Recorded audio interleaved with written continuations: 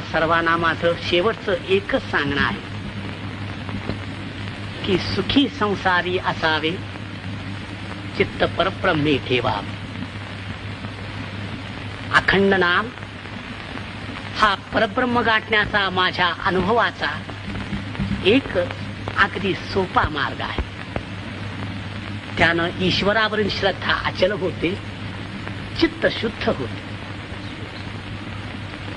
स्वैर संचारी मनाला ईश्वरी प्रेमाखेरीज कशानंही वेसण घालता येत नाही.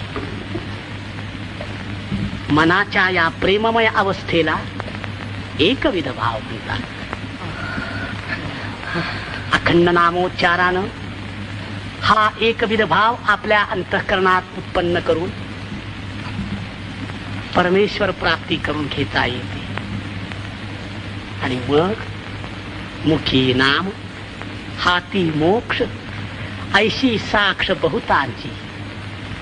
अवघे लाभ होती या चिंतने, नाम संकीर्तने गोविंदा.